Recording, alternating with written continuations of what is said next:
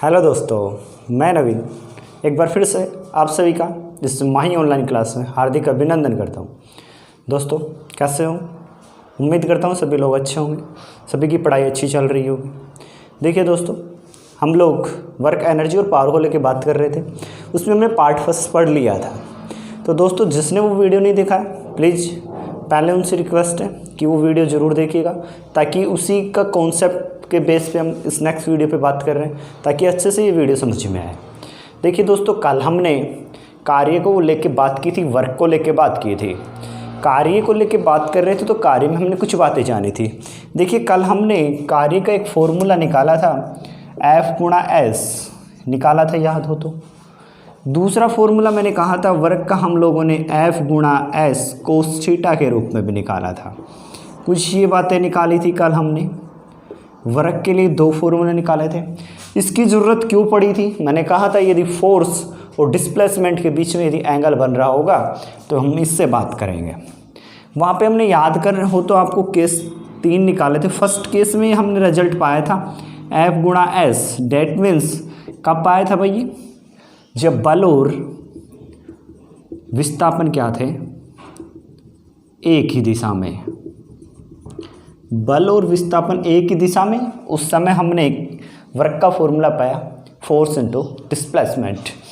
Case second हमने जाना था जब बल व विस्थापन के बीच में कितने डिग्री का कोण था भाई? 90 का। तो उस समय हमने पाया था वर्क कितना आ रहा था हमारा? 0। नेक्स्ट केस नंबर 3 हमने पाया, हमने देखा उस समय वर्क की वैल्यू -F/S आ रही थी। कब आई थी? जब बल व विस्थापन एक दूसरे के क्या थे दोस्तों? विपरीत। क्या थे दोस्तों? विपरीत। जब फोर्स और डिस्प्लेसमेंट एक दूसरे के अपोजिट थे, उस समय हमने वर्क का फॉर्मूला नेगेटिव में पाया F/S के रूप में। जब बल और विस्थापन एक दूसरे के कैसे थे? लंबवत 90 डिग्री पे थे, उस समय हमने पाया कि वर्क कितना हो रहा था? 0 हो रहा था। जब बल और विस्थापन एक ही दिशा में थे तो उस समय हमने वर्क का फॉर्मूला पाया फोर्स इनटू डिस्प्लेसमेंट। तो हमको याद इस बात को रखना है, हम इन बातों को जरूर निकाल चुके हैं, पर इनसे क्या कॉन्सेप्ट निकला उसको समझने की कोशिश कीजिएगा, क्योंकि सवाल पूछा जा चुका है कि कार्य होता है। ऑप्शन नंबर 1 हमेशा धनात्मक, नंबर 2 ऋणात्मक, नंबर 3 शून्य, नंबर 4 इनमें से कोई नहीं। यहाँ ऐसे मान के चलिएगा तीनों ऑप्शन सही है। तो याद रखिएगा, कार्य की बात कर रहे हैं हम लोग, हम ऑप्शन को ध्यान नहीं लगाते, पहले कॉन्सेप्ट को समझते हैं कि मैंने कहा कार्य हमेशा होता है। देखिए यहाँ पे वर्क कैसा आ रहा है दोस्तों? पॉजिटिव। देखिएगा चिन्ह कुछ नहीं है तो पॉजिटिव होती है। यहाँ पे कार्य क्या आ गया? 0। यहाँ पे देखिए नेगेटिव। इसका मीन्स हमने वेरी इंपॉर्टेंट बात जान ली, कार्य क्या हो सकता है? धनात्मक भी हो सकता है दोस्तों, ऋणात्मक भी हो सकता है और शून्य भी हो सकता है। तो कार्य तुमसे पूछे कार्य कैसा होता है? धनात्मक भी, पॉजिटिव भी हो सकता है, ऋणात्मक मतलब नेगेटिव भी हो सकता है, और लास्ट में शून्य मतलब 0 भी हो सकता है। तो याद रखिएगा, जैसे हमने देखा फॉर्मूले से कि हमने देखा वर्क यहाँ पे पॉजिटिव मिला है, वर्क यहाँ पे 0 मिला है, वर्क यहाँ पे नेगेटिव में मिला है। इसका मतलब वर्क जो कार्य है ना, वो धनात्मक भी हो सकता है, ऋणात्मक भी हो सकता है और शून्य भी हो सकता है। तो ये बात तो नॉर्मली थी, आपको समझ में आई होगी। तो आज से पूछे आप लोगों से सवाल पूछा जा सकता है या पूछा गया भी है कि कार्य होता है धनात्मक, ऋणात्मक, शून्य, नंबर 4 ऑप्शन में सभी प्रकार हो सकते हैं। तो याद रखिए, कार्य धनात्मक भी हो सकता है, ऋणात्मक भी हो सकता है, शून्य भी हो सकता है। वो केस डिपेंड करेगा कि कार्य धनात्मक कब होगा, धनात्मक कब होगा? जब बल और विस्थापन एक ही दिशा में होंगे। कार्य 0 कब होगा? जब बल और विस्थापन के बीच में कितने डिग्री का एंगल होगा? 90 डिग्री का दोस्तों। नंबर 3 कार्य ऋणात्मक कब होगा? जब बल और विस्थापन एक दूसरे के क्या होंगे? अपोजिट होंगे, विपरीत होंगे। ये बात तो हमने कल तक के वीडियो में जानी थी दोस्तों। आज इसके बेस पे कुछ न्यूमेरिकल करते हैं। देखिएगा वो न्यूमेरिकल किस रूप में। देखो हमने 2 फॉर्मूले निकाल रखे हैं वर्क के, F/S, एक W बराबर F/S cos थीटा। दोनों पे ही हम न्यूमेरिकल कर लेते हैं। मान लीजिए मैं सीधे सीधे सवाल लिख रहा हूँ आप लोगों से। आप लोगों को कहा जाए यदि किसी वस्तु पर फोर्स 20 न्यूटन लगाया जा रहा है, कितना न्यूटन लगाया जा रहा है? 20 न्यूटन। उस फिर उसका विस्थापन मान लीजिए 10 मीटर हो गया। कितना मीटर हो गया दोस्तों? 10 मीटर। तो वर्क फाइंड कीजिए, कार्य फाइंड कीजिए। कार्य कितना होगा? तो याद कीजिए, फोर्स, डिस्प्लेसमेंट और वर्क के बीच में एक संबंध आ रहा है ऊपर, वो क्या है? W बराबर F गुणा में S। वैल्यू पुट कर दीजिए सीधी सीधी। फोर्स की जगह कितना बता रखा है? 20। डिस्प्लेसमेंट की जगह कितना भाई? 10। तो कितना? 200।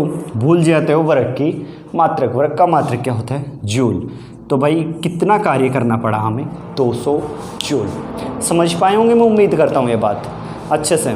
चलिएगा दोस्तों, ये बात हुई हमारे इसके बेस न्यूमेरिकल। तुमसे ये से पूछा जा सकता है, मान लीजिए आपसे फोर्स पूछ ले कि फोर्स निकालिए, डिस्प्लेसमेंट आपको दिया गया हो, क्या दिया गया हो? डिस्प्लेसमेंट दिया गया हो, और वर्क आपको दे दिया गया हो जैसे कि मान लीजिए 100 जूल, कि किसी वस्तु पर 100 जूल कार्य करने पे वो 10 मीटर विस्थापित हो जाती है। किसी वस्तु पे 100 जूल कार्य करने पे कितने मीटर विस्थापित हो जाती है? 10 मीटर। तो क्या ज्ञात कीजिए कि कितना बल लगाया गया। तो फिर से हमें देखिएगा तीन ही बातें, W, S और F। W, S और F मतलब वर्क के फॉर्मूले पे बात कर रहा है। तो फिर से हमने यही फॉर्मूला लगाया, W बराबर F गुणा S। इस बार किस किस की वैल्यू दी गई थी वो नोट कीजिएगा। हमें W बता दिए गए, अब की बार कितना बता दिया गया दोस्तों? 100। फोर्स की बात करूँ, फोर्स हमें नहीं पता, निकालना है फोर्स की जगह फोर्स रहने दीजिएगा। विस्थापन की वैल्यू आपको पता है 10, हमें फोर्स चाहिए, तो 100 में किसका भाग लग जाएगा दोस्तों? 10 का। ये फोर्स, तो याद कीजिए फोर्स कितना आ गया? 10। और फोर्स बल किस में मापा जाता है? न्यूटन में।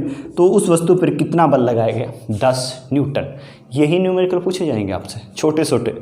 फिजिक्स पे तो हमको पता है न्यूमेरिकल पूछे ही जाएंगे, फिर भी बायोलॉजी के साथ ये बातें नहीं होती हमारी, केमिस्ट्री के साथ भी इतनी नहीं। तो पर फिजिक्स एक ऐसी सब्जेक्ट है दोस्तों जहाँ पे हमें कॉन्सेप्ट से हर बात को समझना होगा, और इसको पढ़ने में इतना इंटरेस्ट आता है। यदि हकीकत में हम इसको कॉन्सेप्ट से समझने की कोशिश करें तो मुझे लगता है बायोलॉजी, केमिस्ट्री और फिजिक्स में सबसे बेटर सब्जेक्ट फिजिक्स होती है। परंतु शर्त एक ही है, इसको हमारी बात को कॉन्सेप्ट से समझे, और हम यहाँ पर उम्मीद यही कर रहे हैं कि हर बात को कॉन्सेप्ट से समझाया जाए। परंतु वो तभी समझ में होगी तब आप भी हमारा साथ दे रहे होंगे। ऐसा नहीं है कि आप लोग एक वीडियो देख रहे हो दूसरा नहीं देख पा रहे तो नहीं समझ में आएगी बातें। आप हर वीडियो को रेगुलर देखिएगा, मैं उम्मीद करता हूँ हर चीज़ आपको बहुत अच्छे से समझ में आएगी। चलिए इस पे बेस कर लीजिए हमने सवाल, अब इस पे भी बेस कर लेते हैं। चलिए वो कैसे सवाल है? चले मान लीजिए कि आपको बता दिया जाए, लो भाई आपको कार्य भी बता दिया जाए कि आपको वर्क बता दिया गया, मान लीजिए 100 बता दिया गया, कितना जूल कार्य किया जा रहा है किसी वस्तु पर? 100 जूल। आपको फोर्स भी बता दिया गया दोस्तों, जैसे फोर्स बता दिया गया 10 न्यूटन, कितना बता दिया गया? 10 न्यूटन। और आपको विस्थापन भी बता दिया गया, कितनी मीटर विस्थापित होती है? 10 मीटर। तो कह रहा है थीटा बता दो आप लोग कि कितना एंगल बना है इसका मतलब। फिर से सुनिएगा दोस्तों, यदि आपको वर्क भी बता दिया गया 100 जूल है, आपको फोर्स भी बता दिया गया 10 न्यूटन है, आपको विस्थापन भी बता दिया गया 10 मीटर हुआ है, तो आपसे पूछ रहा है कि फोर्स और डिस्प्लेसमेंट के बीच में कितना एंगल बना, वो फाइंड कर दीजिएगा। अब की बार हम ये फॉर्मूला ना लगाते हुए ये लगाएंगे, क्योंकि थीटा तो यही निकाल के देगा हमें। तो देखिएगा दोस्तों, ये फॉर्मूला लगाया हमने, W बराबर FS कोस थीटा। W की वैल्यू बता रखी है हमें, कितनी बता रखी है दोस्तों? 100। फोर्स की वैल्यू कितनी दे रखी है? 10। विस्थापन की वैल्यू कितनी दे रखी है? 10। कोस का जगह कोस थीटा की जगह थीटा। 10 को 10 से गुणा किया तो दोस्तों 100, और 100 ही 100 आ गया तो 100 पे भाग लग गया, तो यहाँ पे क्या आ गया? Cos theta. ठीक है दोस्तों, कैंसिल आउट। तो यहाँ पे कितनी वैल्यू बची? 1। अब हमें ये याद होना चाहिए कि कोस में कितने डिग्री की वैल्यू 1 होती है। कोस में कितने डिग्री की वैल्यू कितनी होती है दोस्तों? 1 होती है। तो याद कीजिए कोस में एक वैल्यू कितने की होती है? साइन में एक वैल्यू 90 डिग्री की होती है। कितने डिग्री की होती है? 90 की। फिर साइन की टेबल को हम उल्टा लिख रहे होते हैं, तो कोस में 0 डिग्री की वैल्यू कितनी होती है दोस्तों? 1 होती है। तो कोस में ये वैल्यू कितने डिग्री की होती है? कोस 0 डिग्री। तो कोस थीटा, कोस से कोस कैंसिल, इसका मतलब उसके बीच उस टाइम उनके बीच में कोई एंगल नहीं बन रहा है, दोनों एक ही दिशा में। फोर्स जिस साइड में है उसी साइड क्या है दोस्तों? विस्थापन है आपका। समझ पाए होंगे आप लोग इस बात को, क्योंकि देखिएगा हमने कोस से कोस कैंसिल किया तो थीटा की वैल्यू कितनी डिग्री आई? 0। इसका मतलब उस केस में थीटा 0 कब होगा? जब फोर्स और विस्थापन एक ही साइड में होंगे ना, तभी तो थीटा क्या होगा? 0। मान लीजिए इस सवाल को थोड़ा सा चेंज कर लेते हैं हम लोग, वो किस रूप में कर लेते हैं कि किसी वस्तु पर 200 जूल कार्य किया गया है तो उसका फोर्स 10 न्यूटन लगाने पे किया हुआ और विस्थापन फिर से 10 मीटर हो गया। अब थीटा निकाल के दो उनको। तब की बार फोर्स की वैल्यू कार्य कितना किया गया 200, तो हम 200 में भाई किसका भाग लगाएंगे, ये 100 का। तो अब की बार यहाँ पे कितना आ गया, सॉरी ये तो 2 आ चुका है आप लोगों का। तो आप लोग ऐसा कीजिए, इसको थोड़ा सा चेंज कर लीजिएगा, इसको 1 की रख लीजिएगा। फोर्स आपके 20 न्यूटन बता दिया जा रहा है और विस्थापन 10, तो फोर्स की जगह कितना रख दिया गया 20, वर्क कितना बता गया 100 जूल ही। तो ये लीजिए 100 जूल, तो भाई क्या हो गया 100, 20 को 10 से किया 200 और गुणा में कोस थीटा। ठीक है दोस्तों, अब जो ये 200 इसके भाग जाएगा 100 में किसका भाग लग जाएगा 200 के कोस थीटा। 2 0 से 2 0 कैंसिल आउट, तो क्या यहाँ पे मान कितना बच गया 1/2। अब हमें कोस की टेबल में देखना है कि 1/2 किसका मान होता है, क्योंकि साइन की टेबल की बात करूँ जब बनाते हैं 0 1 2 सभी के नीचे किसका भाग लगा रहे होते हैं 4 का, ये 0 डिग्री होती है 30, तो 1/2 आता है साइन में कितना डिग्री 30 डिग्री। साइन में 1/2 30 है, ठीक है, अंडर रूट पे करके हम लोग 1/2 निकाल रहे होते हैं। तो कोस में वो 60 पे होगा, तो ये कितने डिग्री पे होगा कोस 60 बराबर कोस थीटा। आप टेबल देख लीजिएगा, आप पाओगे 1/2 कोस में किसकी वैल्यू थी 60 डिग्री की, कोस से कोस कैंसिल आउट, तो थीटा उस समय कितना डिग्री बन रहा है दोस्तों 60 डिग्री। यही सवाल पूछे जाते हैं आप लोगों से रेलवे की एलपी वगैरह टेक्नीशियन का जो भी पेपर टेक्निक पेपर जो भी होगा उसमें से सवाल पूछे जाएंगे। हो सकता है राजस्थान पुलिस संबंधित सवाल ना हो, परंतु मैंने कहा ना आप लोगों को हर चीज़ को कॉन्सेप्ट समझिएगा, पता नहीं कब कौन सा सवाल हमारे सामने आ जाए, तो इसलिए हमें ये बात भी सीखना बहुत ज़रूरी थी थीटा निकालना। तो थीटा निकालने के बाद फिर से सीखिएगा दोस्तों। यदि आपको बता रहा है किसी वस्तु पर 20 न्यूटन बल लगाया गया, 10 मीटर विस्थापित हुई, तो उसमें कितना कार्य किया गया 100 जूल, तो बताओ कितना एंगल बन रहा है फोर्स और डिस्प्लेसमेंट के बीच में, हमें थीटा निकालना था। तो हमने वर्क का फॉर्मूला पढ़ रखा है F गुणा S कोस थीटा, तो हमने क्योंकि थीटा निकालना था इसलिए ये फॉर्मूला लगाते हुए ये लगाएंगे हम लोग। मैंने कहा था इस फॉर्मूले की ज़रूरत ही हम तब पड़ी थी जब फोर्स और डिस्प्लेसमेंट के बीच में कुछ एंगल क्रिएट हो रहा था, इसलिए इस केस में हम ये फॉर्मूला लगाएंगे। हमने जो ये फॉर्मूला लगाया, वर्क की जगह हमें बता रखी थी 100, तो हमने वर्क की जगह 100 रख दिया, फोर्स की जगह 20 बता रखा था 20 रख दिया, विस्थापन की जगह 10 बता रखा 10 रख दिया, थीटा हमें फाइंड करना था तो कोस थीटा का थीटा रखा। जब हम इनको सोल्व कर रहे थे तो हमें इस और बता 1/2 आगे बच रहा था कोस थीटा। यदि कोस की टेबल देखते हैं और उसमें 1/2 वैल्यू देखते हैं तो मिलती है हमें कोस 60 डिग्री की, तो कोस से कोस दोनों साइड से हट चुका था, तो थीटा कितना डिग्री आया दोस्तों 60 डिग्री। तो इस तरीके से हम थीटा भी निकाल सकते हैं, वर्क भी निकाल सकते हैं, फोर्स भी निकाल सकते हैं, डिस्प्लेसमेंट भी निकाल सकते हैं। तो मैंने इसके बेस जो न्यूमेरिकल आ सकते हैं, इससे ज़्यादा न्यूमेरिकल नहीं आएंगे दोस्तों, ये मेरा आपसे दावा मानो या मेरा कॉन्फिडेंस मानिएगा। मैंने जहाँ तक के अब तक के पेपर देखे उस पेपर के अकॉर्डिंग लास्ट इन्हीं 2 फॉर्मूले पे बेस घुमा के सवाल पूछे हुए हैं और मैंने हर तरीके से आपको बता दिया, फोर्स निकालना बता दिया, डिस्प्लेसमेंट निकालना बता दिया, वर्क निकालना भी बता दिया। तो दोस्तों उम्मीद करता हूँ ये बातें आपको समझ में आ रही होंगी। तो हम कुछ बातें और बढ़ाते हैं। हमने वर्क को लेके बात कर रहे थे, वर्क में हमने बहुत कुछ जाना।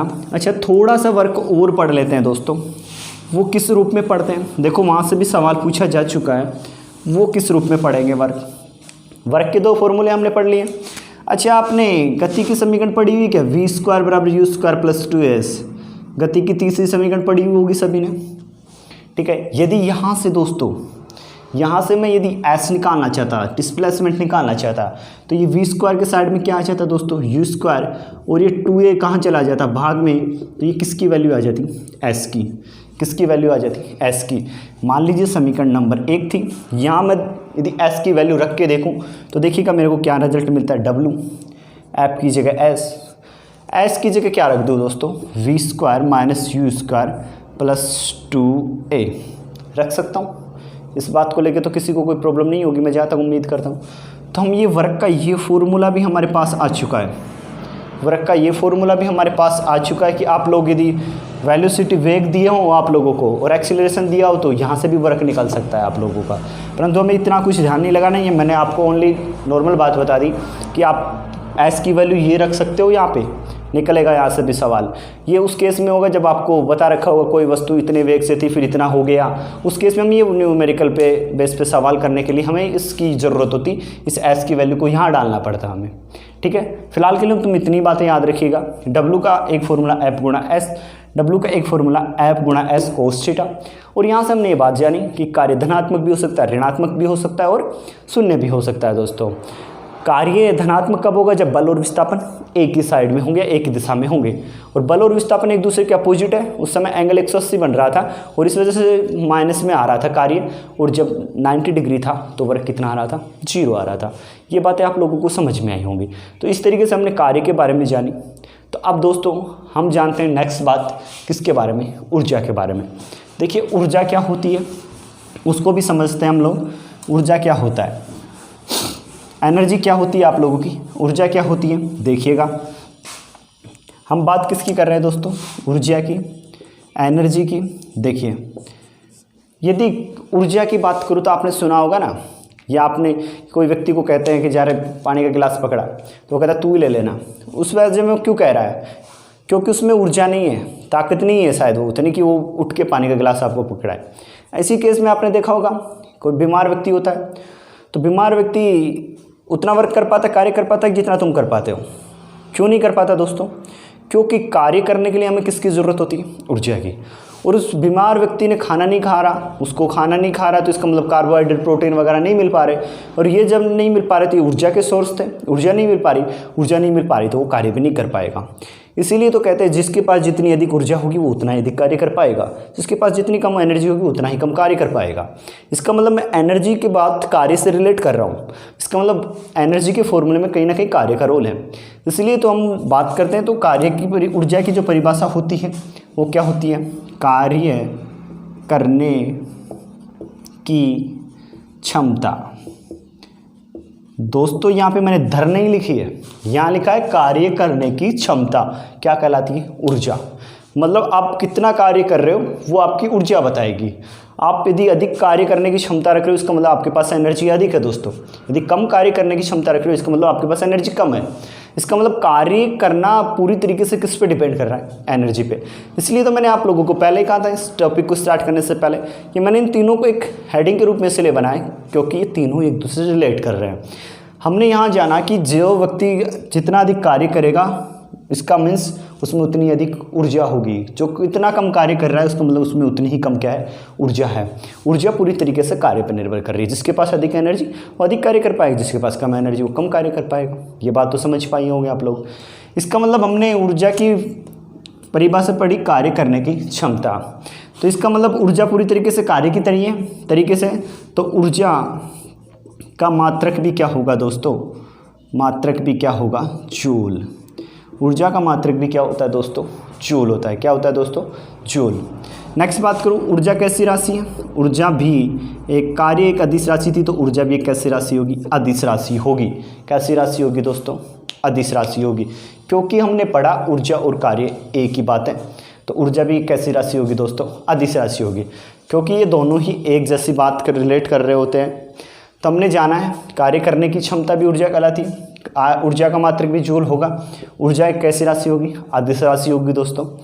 इसके साथ ही हम जानते हैं, आपने एक पढ़ा होगा नियम, ऊर्जा संरक्षण का नियम, एनर्जी कंजर्वेशन लॉ, ऊर्जा संरक्षण का नियम।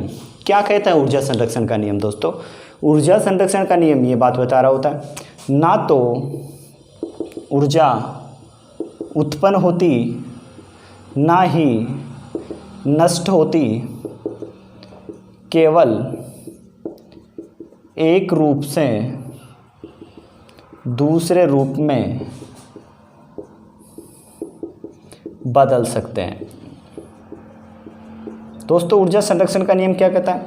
ना तो ऊर्जा को आप उत्पन्न कर सकते हैं ना ही आप नष्ट कर सकते हैं, केवल एक रूप से दूसरे रूप में क्या कर सकते हो? बदल सकते हो। ये नियम क्या कहलाता है? ऊर्जा संरक्षण का नियम। ये आप यदि देखोगे क्लास 9th NCERT, एक आपको बता दें दोस्तों जो भी हम टॉपिक चला रहे हैं NCERT बेस्ड चला रहे हैं, और आपको पता है एग्जाम में जो भी बातें ऑथेंटिक मानी जाती हैं आंसर वो किस पे माना जाता है? NCERT पे। तो दोस्तों हम लोग जो भी बातें पढ़ रहे हैं NCERT बेस्ड पढ़ रहे हैं। यहाँ तक कि ये जो टॉपिक है ये भी क्लास 9th का ही टॉपिक है। NCERT बुक से उठाया हुआ टॉपिक है। तो हम जो भी बातें पढ़ रहे हैं वो एनसीईआरटी बेस्ड पढ़ रहे हैं। तो हमें ऊर्जा संरक्षण के लॉ की बात की, मतलब एनर्जी कंजर्वेशन नियम की बात की थी। तो वो नियम क्या कह रहा था, ये कह रहा था ना तो आप ऊर्जा को उत्पन्न कर सकते हैं, ना ही आप क्या कर सकते हैं, नष्ट, केवल एक रूप से दूसरे रूप में क्या कर सकते हो, बदल सकते हो। ये क्या कहलाता है, ऊर्जा संरक्षण का नियम। मतलब ऊर्जा को एक रूप से दूसरे रूप में बदल सकते हो, नष्ट नहीं कर सकते हैं। सर इसका उदाहरण बताऊं। सबसे पहले तो मेरा सवाल ये था आप लोगों से, जो ऊर्जा एनर्जी आपको मिलती किससे है, मोस्टली आपको पता है सन से, सूर्य से ऊर्जा मिलती है। आप कहोगे सर सूर्य से कैसी ऊर्जा मिलती है, हमने तो आपसे सुना है और आपको पता है ऊर्जा कार्य करने के लिए जिम्मेदार है, जिसके पास ऊर्जा होगी वो कार्य कर पाएगा। तो आप कहोगे सर सूर्य से ऊर्जा मिलती है, तो हम तो सूर्य के सामने जब धूप आ रही होगी बैठ जाएंगे, हमें एनर्जी मिल रही होगी, आपने तो कहा है सूर्य से ऊर्जा मिलती है। तो दोस्तों बिल्कुल मिलती है, परंतु वो किस फॉर्म में मिलती है, कैसे मिलती है, वो समझते हैं। सबसे पहले सूर्य से जो ऊर्जा आई, सूर्य की ऊर्जा क्यों आ पाई, नाभिकीय संलयन की वजह से। 2 हाइड्रोजन परमाणु जुड़ के एक हीलियम परमाणु बना और साथ में क्या निकाली उन्होंने, ऊर्जा। सूर्य से जो ऊर्जा मिल रही थी वो ऊर्जा सबसे पहले दोस्तों पेड़ पौधों ने ली। पेड़ पौधे इससे अपना क्या बना रहे थे, भोजन बना रहे थे। क्योंकि पेड़ पौधे आपने भी ये तो नॉर्मल सुना होगा ना, पेड़ पौधों के लिए क्या ज़रूरी है, सूर्य का प्रकाश ज़रूरी है, क्योंकि वो अपना भोजन बनाते हैं। इसका मतलब ये सन वाली एनर्जी थी जो केमिकल के रूप में, रासायनिक ऊर्जा के रूप में बदली सबसे पहले पेड़ पौधों ने ली। पेड़ पौधे जो ग्रोथ करके पूरे तरीके से तैयार हुए। पेड़ पौधे से जैसे गेहूं की फसल की बात कर लूँ तो उससे जो हमें जो प्रोडक्ट मिला उनको हमने खाया, उस गेहूं को हमने खाया तो हमारे अंदर कौन सी ऊर्जा आ गई, रासायनिक ऊर्जा। कौन सी ऊर्जा आ गई भाई, केमिकल एनर्जी आ गई हमारे पास। और जो ही हमने खाना खाया तो हमारे अंदर क्या आ गई, एनर्जी। फिर हम चाहे तोड़ फोड़ करने हो, किसी को पीटना हो पीट लेंगे ना।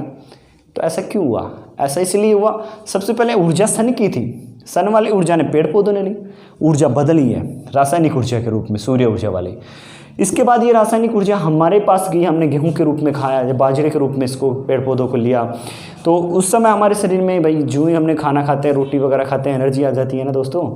एनर्जी आती है, हम क्या करते हैं, फिर जब आप किसी को लड़ाई करवानी कर लेंगे और एक बार खाना मत खाओ, फिर कर सकते हो क्या, नहीं करोगे। और जो कहते हो ना, कभी तो मैंने तो कभी दोस्तों को ये भी सुना है, खाना खाते अब बोल, अब मेरे पास एनर्जी हो गई, अब मेरा माइंड सही है। वो क्यों बोल रहा है, क्यों, खाने खाते उसमें क्या मिल चुकी थी, एनर्जी। परंतु खाना क्या, गेहूं की रोटी खा रहा हो, बाजरे की खा रहा होगा। ये गेहूं और बाजरा खा रहा है, ये कब बन पाया, जब सूर्य का प्रकाश आ पाया। मतलब ये सूर्य वाली ऊर्जा ही कन्वर्ट होकर हमारे पास आई है। और यही तो कौन सा नियम कहता है, एनर्जी कंजर्वेशन लॉ, ऊर्जा संरक्षण का नियम यही तो बात कहता है कि आप ऊर्जा को नष्ट नहीं कर सकते, एक रूप से दूसरे रूप में बदल सकते हो। उसका सबसे अच्छा उदाहरण था पेड़ पौधों द्वारा प्रकाश संश्लेषण की क्रिया में यही बातें होती हैं। ऊर्जा संरक्षण, ऊर्जा एक रूप से दूसरे रूप में कन्वर्ट होकर हमारे तक आ रही होती है दोस्तों। तो इस तरीके से ऊर्जा को ना तो आप नष्ट कर सकते, ना ही उत्पन्न कर सकते, केवल एक रूप से दूसरे रूप में क्या कर सकते हो, बदल सकते हो दोस्तों। ये नियम कौन सा कहलाता है, आपका ऊर्जा संरक्षण का नियम। अच्छे से समझ में आया होगा, उम्मीद करता हूँ। तो हम बात कर रहे थे ऊर्जा को लेके। तो ऊर्जा में हमने पढ़ी कार्य करने की क्षमता ही क्या कहलाती है, ऊर्जा। ऊर्जा का मात्रक भी क्या है, जूल। ऊर्जा एक कैसी राशि, अदिश। दोस्तों ये मैं बता चुका, अदिश राशि जिसमें दिशा की जरूरत ना हो, वो राशि कैसी होती है दोस्तों, अदिश राशि होती है। साथ में हमने ऊर्जा संरक्षण का नियम भी जाना कि ऊर्जा को ना तो नष्ट कर सकते, ना ही उत्पन्न कर सकते, केवल एक रूप से दूसरे रूप में आप क्या कर सकते हो, बदल सकते हो। दोस्तों आपको याद दिला दूँ, ये टॉपिक है ना ऊर्जा वाला, कार्य के बजाय इस ऊर्जा वाले की बात करूँ, राजस्थान पुलिस का पिछली बार का सबसे फेवरेट टॉपिक रहा था। उसकी तीनों पेपर में ये ऊर्जा से संबंधित दिए हुए थे सवाल, क्योंकि वहाँ पे पूछता है कौन सी ऊर्जा किस में। हम ऊर्जा वाले टॉपिक में क्या क्या पढ़ने वाले हैं पहले वो समझ लीजिएगा। ऊर्जा वाले टॉपिक में पढ़ने ऊर्जा के प्रकार, जैसे गतिज ऊर्जा, स्थितिज ऊर्जा, यांत्रिक ऊर्जा।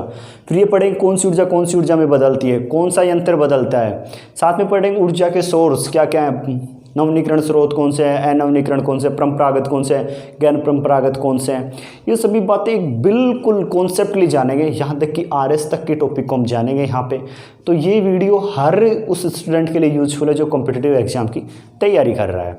तो ऊर्जा संरक्षण के टॉपिक को तो राजस्थान पुलिस वाले अच्छे से समझिएगा, इस ऊर्जा वाले टॉपिक को, क्योंकि पिछली बार यहाँ से सवाल पूछे गए हैं दोनों ही पेपरों में।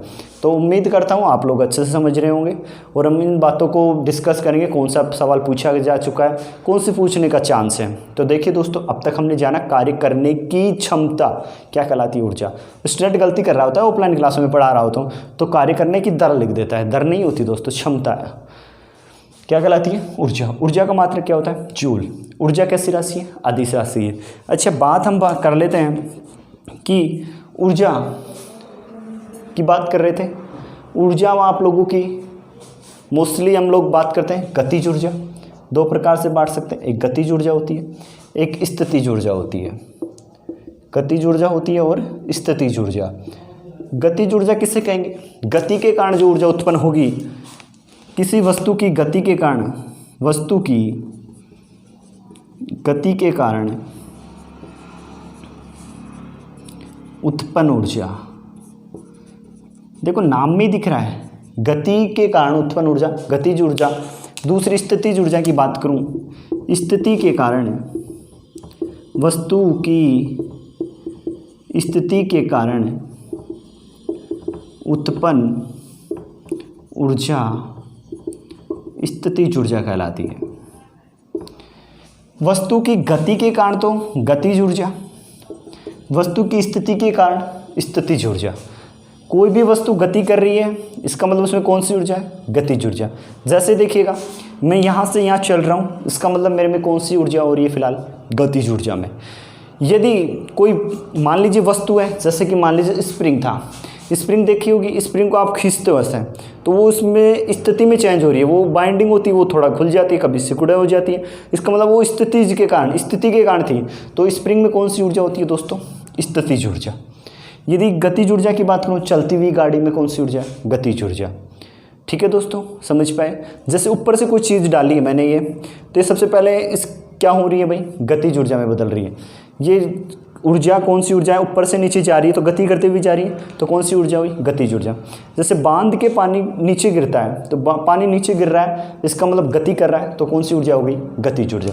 याद रखिएगा, काइनेटिक एनर्जी, गतिज ऊर्जा का फॉर्मूला याद रखिएगा, 1/2 mv² होता है। क्या होता है दोस्तों? 1/2 mv²। जबकि पोटेंशियल एनर्जी की बात करूँ, इसका फॉर्मूला आता है mgh होता है दोस्तों। क्या होता है? mgh।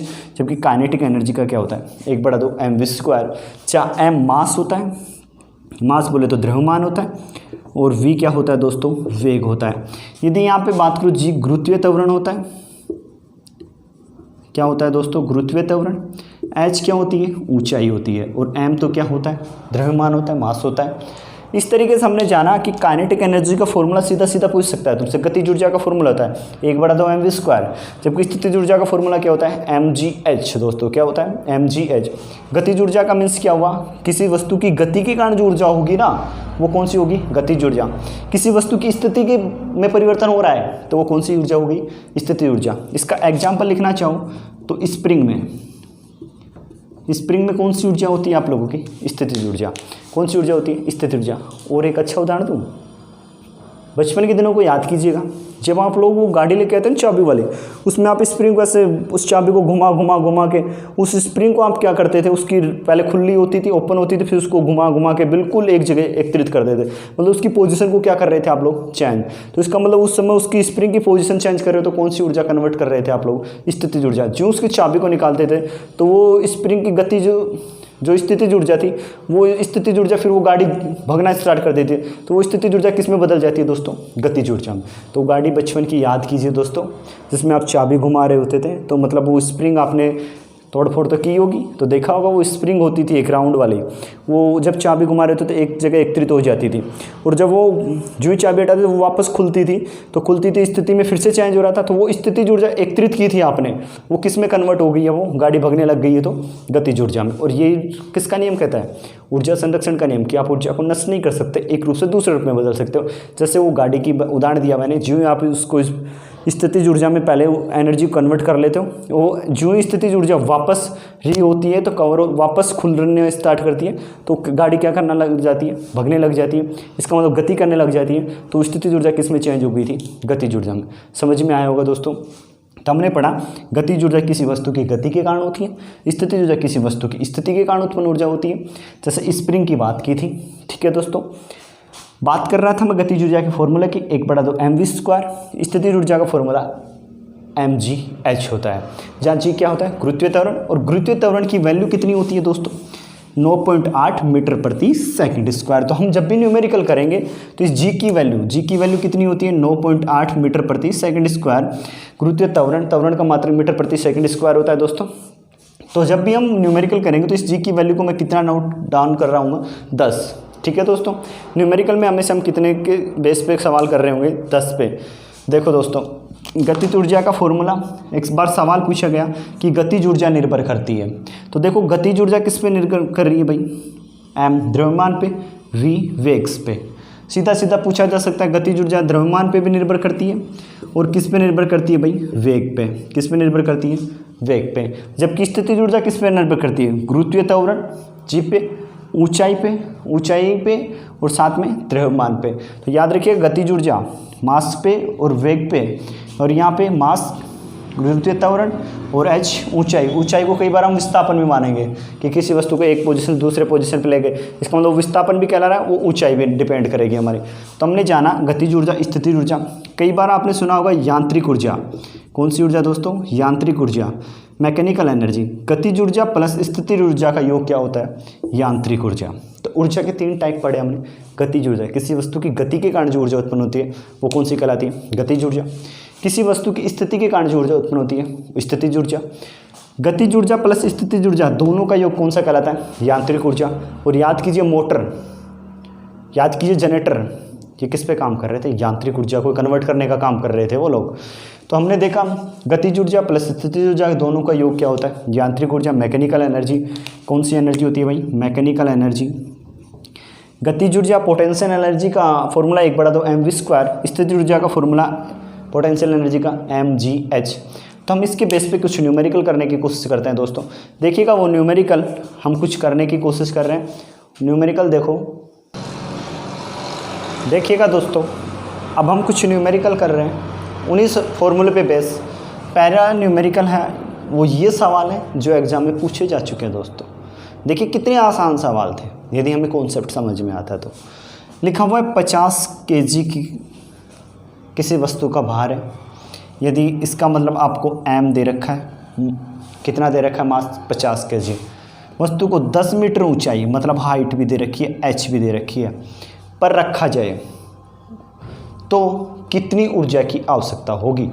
मतलब मान लीजिए यहाँ पे मेरे पास ये 50 किलो की कोई वस्तु थी और मैं इसको 10 मीटर ऊंचाई पे ले जाना चाहूँ उठा के, तो मेरे को कितनी एनर्जी खर्च करनी पड़ेगी ये निकालिएगा। तो देखिएगा एनर्जी की बात कर रहा है, m है, h है और स्थिति चेंज कर रहा है। नीचे थी कोई वस्तु और उसको 10 मीटर ऊंचाई पर ले गया, मतलब उसकी स्थिति को चेंज कर दिया, यहाँ से उठा के दूसरी पोजीशन पे रख दिया 10 मीटर ऊंचाई पे। तो हमें कौन सी ऊर्जा निकालनी पड़ेगी, स्थितिज ऊर्जा। और याद कीजिए स्थितिज ऊर्जा का फॉर्मूला, पोटेंशियल एनर्जी का फॉर्मूला क्या था, mgh दोस्तों। और m की वैल्यू दे रखी है आपको 50 और अभी मैंने बताया g की वैल्यू आपको कितनी रखनी है, हमेशा 10। तो 10, ऊंचाई कितनी लेके जा रहा है, 10। तो देखो दोस्तों कितने जीरो लग गई, 3। और ये एक ऊर्जा है, ऊर्जा का मात्रक जूल, और कितनी एनर्जी खर्च करनी पड़ेगी, 5000 जूल। बिल्कुल आसान सवाल लग रहा होगा ना दोस्तों, ये तभी लग पा रहा है आप लोगों को कॉन्सेप्ट समझ में आए, क्योंकि 50 किलोग्राम की कोई वस्तु थी केजी की, उसको उठा के 10 मीटर ऊंचाई पे लेके जाके उसको रख देना है। जैसे आपके घर के नीचे कोई वस्तु रखी थी 50 किलो की और आप उसको उठा के और अपने छत पे रख रहे हो और उस छत की हाइट 10 मीटर मान के चलिएगा और उसका वेट जो वस्तु उठा के लेके जा रहे हो उसका 50 किलो है। तो पूछ रहा है कितनी एनर्जी खर्च करनी पड़ी। तो आज से आप लोग ये बात पे निकाल सकते हो, क्योंकि आपने उस 50 किलो की पोजीशन कहीं और थी, कहीं और कर दी, मतलब स्थिति चेंज कर दी। तो स्थिति की वजह से जो ऊर्जा होती है, कौन सी ऊर्जा होती है, स्थितिज ऊर्जा। तो यहाँ पे हम फॉर्मूला कौन सा लगाएंगे, पोटेंशियल एनर्जी का, mgh। हमारे पास सभी वैल्यू अवेलेबल थी। m की वैल्यू दे रखी थी 50, हाइट भी दे रखी थी, h की जगह 10 रख दी, और गुरुत्वीय त्वरण की वैल्यू हम यहाँ पे कितनी मान के चलेंगे, 10। वैसे 9.8 होती है, परंतु हम हर न्यूमेरिकल में कितनी मानेंगे, 10। हमने सभी वैल्यू को रखा, कैलकुलेट किया तो कितनी एनर्जी खर्च करनी पड़ी, 5000 जूल। दोस्तों उम्मीद करता हूँ समझ में आया होगा। नेक्स्ट न्यूमेरिकल देखिएगा, ये सवाल बड़ा अच्छा था। देखिएगा माइंड का एक्सरसाइज करने वाला सवाल था। कितना अच्छा सवाल था आपको खुद समझ में आएगा, और कितना आसान था वो भी समझ में आएगा। देखो क्या लिखा हुआ है, एक व्यक्ति 50 सीढ़ी चढ़ता है। कितनी सीढ़ी चढ़ता है दोस्तों, 50, और किसी वस्तु को नीचे से ऊपर लेके जाता है। मतलब कोई वस्तु नीचे रखी हुई थी और उसको ऊपर लेके जाता है। कितनी सीढ़ी चढ़ता है वो, 50 सीढ़ी चढ़ता है। प्रत्येक सीढ़ी की ऊंचाई कितनी थी, 10 मीटर। मतलब एक सीढ़ी दूसरी सीढ़ी है तो इनके बीच में गैप कितना दे रखा है, 10 मीटर। तो कह रहा है और यदि उस वस्तु का वेट कितना है, 20 किलो। तो बताओ वो उस वस्तु को 50 सीढ़ी चढ़ के रखेगा ऊपर जाके तो कितनी एनर्जी खर्च कर देगा। मतलब फिर से स्थिति, वस्तु की स्थिति क्या कर रहा है, चेंज कर रहा है। तो फिर से कौन सी ऊर्जा निकालनी है आपको, स्थितिज ऊर्जा। और स्थितिज ऊर्जा का फॉर्मूला फिर से क्या होता है, mgh। मास तो आपको अवेलेबल था, कितना था दोस्तों, 20। जी भी आपको पता था 10। अब की बार ये हो गई प्रॉब्लम, 10, हर सीढ़ी की लेंथ 10 ऊंचाई दे रखी है। कितनी सीढ़ी है, 50 सीढ़ी है, हर की 10, तो कितने मीटर हो गया, 500 मीटर। कितना मीटर हो गया, 500 मीटर। तो हाइट कितनी रख दोगे, 500 मल्टीप्लाई किया 5 दूनी 10 और कितनी 2 3 4 जीरो लगा दो, 1 2 3 4। तो दोस्तों 1 लाख जूल कार्य करना पड़ेगा उसको। कितना करना पड़ेगा, 1 लाख जूल। ठीक है, समझ में आए होंगे आप लोगों को। बस ये सवाल यहाँ पे हमको लैंग्वेज में फंसाने की कोशिश कर रहा था। 50 सीढ़ी चढ़ता है, प्रत्येक सीढ़ी की ऊंचाई 10 मीटर। तो इसका मतलब टोटल सीढ़ी कितनी हाइट ले चुकी है, 500 मीटर। हमें अब h की वैल्यू कितनी रखी है, 500 रखनी है दोस्तों। तो यहाँ पे पोटेंशियल एनर्जी का फॉर्मूला लगाया mgh। मास कितना डाला हमने, 20 kg दे रखा था, रख दिया। गुरुत्वीय त्वरण की वैल्यू कितनी रखेंगे हम लोग, 10। और ये हाइट कितनी रख देंगे, 500। कैलकुलेट करेंगे, जितनी वैल्यू आएगी उतना ही हमें क्या करना पड़ेगा, कार्य करना पड़ेगा। तो पोटेंशियल एनर्जी से हमने दोनों न्यूमेरिकल समझे। अब ये तीसरा न्यूमेरिकल हम समझते हैं भाई काइनेटिक एनर्जी से, गतिज ऊर्जा से। इसका सॉल्यूशन देखिएगा, समान द्रव्यमान। इसका मतलब अब की बार दोनों के लिए मास क्या रख दिया उसने, समान। ठीक है दोस्तों, कि दो वस्तुएं हैं, उनकी वेगों का अनुपात, मतलब वेग v1 अनुपात v2 दे रखा है आपको 1:3। वेग का मतलब यही हुआ ना, v1 अनुपात v2 कितना देगा, पहली का वेग 1, दूसरी का 3, 1:3 में दे रखा है। तो उनकी गतिज ऊर्जा का अनुपात, मतलब फर्स्ट की गतिज ऊर्जा, काइनेटिक एनर्जी निकालेंगे हम लोग। फर्स्ट की अनुपात काइनेटिक एनर्जी किसकी, सेकंड की। काइनेटिक एनर्जी का फॉर्मूला 1/2 mv²। तो v1 का स्क्वायर करेंगे, मास तो समान कर रखा है, इसके लिए क्या होगा 1/2, मास इसके लिए भी समान रहने वाला। पर v2 का स्क्वायर, देखिएगा ये तो कैंसिल आउट, तो क्या बचा, v1 का स्क्वायर बटा v2 का स्क्वायर। v1 का रेशियो कितना है दोस्तों, 1, तो 1 का स्क्वायर। v2 कितना दे रखा है, 3 का स्क्वायर। तो क्या 1:9 आ चुका है। समझ में आया होगा। यही सवाल छोटे छोटे कॉन्सेप्ट बेस पूछे जाते हैं, हम इनमें कन्फ्यूज होके पता नहीं क्या सोचते हैं कि सवाल तो हमें आता ही नहीं है। दोस्तों इतना कुछ दिमाग में नहीं लगाना था। यदि ये सवाल मैं सोल्व कर रहा होता तो इतना कुछ नहीं सोचता। मुझे पता है हमें कौन सी ऊर्जा निकालनी है, गतिज ऊर्जा। गतिज ऊर्जा किस किस पे निर्भर करती है, मास पे और वेग पे। वेग के तो स्क्वायर क्या होती है, तो मास तो समान कर रखा है, इसका तो रोल खत्म कर दूँ तो वर्ग, वेग के वर्ग के अनुपात में आएगी जो भी आएगी। तो वेग का अनुपात दे रखा था 1 का वर्ग 1, 3 का वर्ग 9। डायरेक्ट आंसर कितना टिक करता, 1:9। समझ में आया होगा। कुछ और न्यूमेरिकल करते हैं दोस्तों, वो देखिएगा वो किस रूप में होंगे हमारे पास। देखिएगा दोस्तों, एक सवाल, बहुत ही अच्छा सवाल, बहुत ही कॉन्सेप्टली बेस्ड सवाल, बहुत शानदार, मेरी तरफ से फेवरेट सवाल। देखिएगा क्या सवाल था। एक वस्तु को 25 मीटर ऊंचाई से, मतलब हाइट दी हुई थी, h बताई हुई थी, गिराया जाता है। तो यदि गुरुत्वीय त्वरण की वैल्यू 10 मान ले तो कह रहा है ज़मीन से टकराते समय वस्तु का वेग ज्ञात कीजिए, v ज्ञात कीजिए। बहुत ही अच्छा सवाल दोस्तों, बहुत ही शानदार सवाल। वो ये सवाल उन्हीं स्टूडेंट को आने वाला है जिनको एक कॉन्सेप्ट आता होगा। सबसे पहले तो आपको पता होना चाहिए कोई वस्तु थी, ये ज़मीन से टकराएगी, नीचे आके गिर जाएगी। तो इसका मतलब उस समय उसकी ऊंचाई जो पहले ये थी कितनी हो जाएगी, 0। इसका मतलब इस केस में तो mgh एच 0 रखा जाएगा, तो स्थितिज ऊर्जा तो क्या हो जाएगी, 0। और ये स्थितिज ऊर्जा किस में बदल जाएगी, काइनेटिक एनर्जी 1/2 mv² में। यहाँ पे जो स्थितिज ऊर्जा थी नीचे आएगी तो ये तो हो जाएगी 0, और किस में बदल जाएगी, स्थितिज ऊर्जा में, क्योंकि ऊर्जा तो नष्ट नहीं होगी। ये स्थितिज ऊर्जा किस में कन्वर्ट हो जाएगी, स्थितिज ऊर्जा किस में कन्वर्ट हो जाएगी दोस्तों, गतिज ऊर्जा में। फिलहाल ये स्थितिज ऊर्जा थी, इसमें जो ये नीचे टकराएगी तो हाइट कितनी हो जाएगी इसकी, 0। इसका मतलब ये तो 0 हो जाएगी यहाँ पे, और ये 0 होगी तो यहाँ पे कौन सी ऊर्जा मिल जाएगी, गतिज ऊर्जा। इसका मतलब ऊर्जा तो नष्ट नहीं होगी ना, ये स्थितिज ऊर्जा किसके बराबर हो जाएगी अब यहाँ पे, पूरी की पूरी गतिज ऊर्जा के।